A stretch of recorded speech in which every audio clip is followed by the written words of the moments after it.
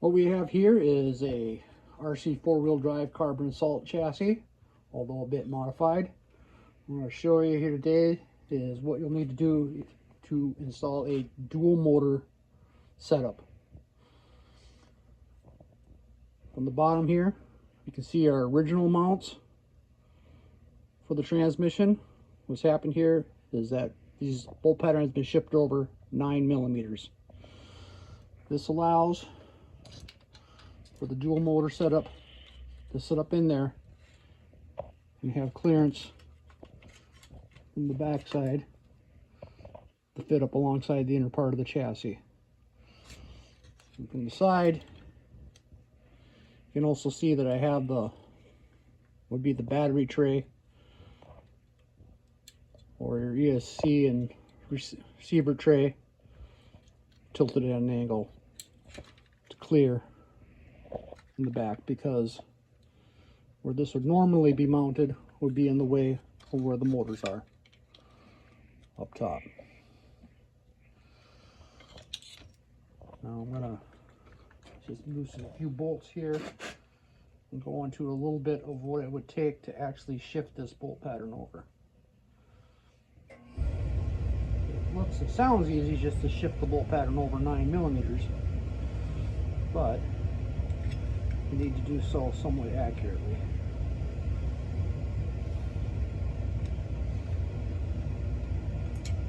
On the top here,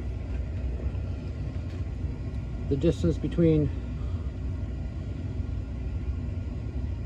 the smaller holes on the transmission is 11 millimeters from center to center, 16 millimeters from center to center, and then the distance between is 22 millimeters. So if we knew our distance from our holes was, say, 50 millimeters, and we wanted to scribe a line 9 millimeters shipped over, we go to 41 millimeters, scribe a line across, and if we knew the center of this one, let's say, was at 16 millimeters, scribe a line across there for that location, add another 11 millimeters, scribe our line location across here, and then obviously if we knew, where this one was, we were 9 millimeters short, let's say 41, and we're going to go 22 millimeters in between, minus 22 millimeters, and then scribe across here, and the same thing, scribing across at whatever distance, and then plus 16 millimeters for your scribe lines. And those scribe lines will line up for the center line of those holes, and then you just need to be punched and drilled through. On the back side, I have the chamfers here too for the bolts. If you're going to be running a dual motor transmission, first thing you're going to want to do is get a slipper clutch delete kit. Now, this is because since you'll be running two motors, say you're running 15 turn motors with a 14 tooth pinion and you went to two of them, you're going to be producing twice as much torque on this spur gear than what you would have normally, and your slipper clutch, even adjusted, is not going to be able to keep up to that kind of torque. Now, something I've done to all my transmissions is I drill and tap a hole into the side of it for 440. When you tap, don't tap all the way through. You want this plug to lock, and what that's for is to grease it. Instead of greasing the transmission and putting it together with the grease inside of it, I'll put the transmission together dry, use some Form-A-Gasket around the outside, put it together, let it dry for 24 hours, take that set screw out, and fill it with grease using an oral syringe. Really handy way to be able to lube your transmission without taking it apart. Now, I found that this 3-bolt pattern for the slipper clutch delete will fit a 50 tooth gear out of a Traxxas Stampede 4x4. I looked around for axial gears for the AX10 transmissions, and you can find them in 52 tooth, but I wanted to go somewhat smaller for this setup, so I found a 50 tooth from Traxxas, running 21 tooth pinions. So this should be really fast and yet good torque with the 5-slot 11 turn motors, which we'll try running on 3S.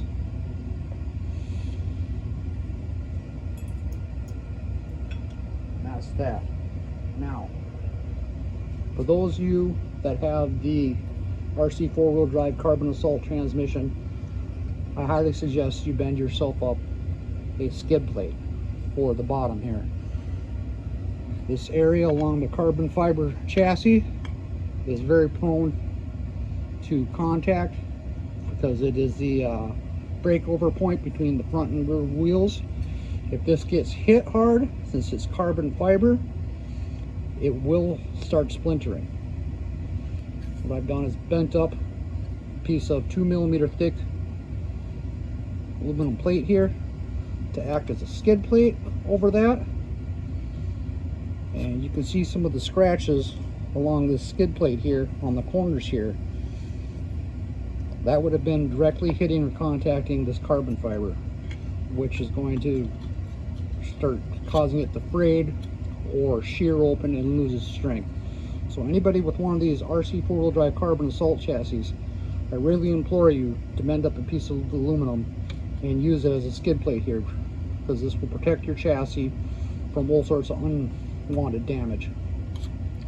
I've also done the same thing with 2mm thick plate on the front and back for bumpers. Just something to protect the chassis from impact. What I've done here to mount them was homemade U-bolts. Now if you get 10 gauge copper or aluminum wire and straighten out a section of it that's long enough for a U-bolt and thread the end with a 440 or an M3 by 0.5 die, put nuts on each end. Once it's threaded, you can bend it to whatever shape you need for U-bolts. Kind of a handy thing there to make your own U-bolts out of a 10 gauge aluminum or copper wire. And that'll also help protect this chassis, because say carbon fiber in the front, carbon fiber in the back. If you do contact something hard or have an abrasion, it will start causing the carbon fiber to fray. And it's kind of quick to the back to the dual motor setup here. I got brush motors here with the brush ESC. This is a Hobbywing 880 ESC. With the programming card, you can program everything from freewheeling, monster truck racing to, you know, competition crawler and everything in between. But you may be asking, can I do this dual motor setup brushless? And the short answer is yes, you can do that. And over here on the heavy duty 6x6 UGV, I do have a dual brushless motor setup. Now, when running dual brushless motors, there is no dual motor ESC. You will have two ESCs, and you will have a splitter to split your throttle channel into two, one for each ESC. When you're finding the zero throttle position or training your ESC with your radio, you'll have to only have one plugged in at a time for the splitter from the transmitter. And obviously anything you do as far as programming on one ESC, you'll have to have the exact same on the other ESC. And that also brings up another point: censored motors.